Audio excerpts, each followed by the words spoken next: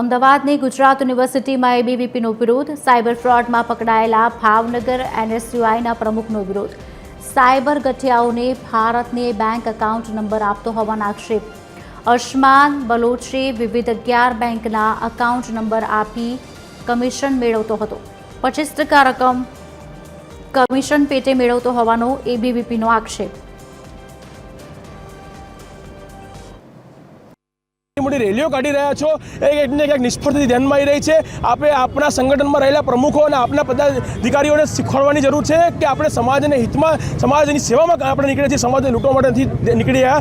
અત્યાર સુધી એનએસયુઆઈના લોકો એડમિશન ફ્રોડ હોય કે વિદ્યાર્થીની છેડતીનો વિષય હોય કે વિદ્યાર્થી પર દમન કરવાનો વિષય હોય એમાં ફેમસ રહ્યા જ છે, પરંતુ આજે સમાજ હિતમાં પણ સમાજને લૂંટવાની પણ જ્યારે વાત આવે ત્યારે એનએસયુઆઈના લોકો અગ્રણી રહ્યા છે। આ સૌ ઘટના ઉપર સ્પષ્ટ સાબિત થઈ રહ્યું છે।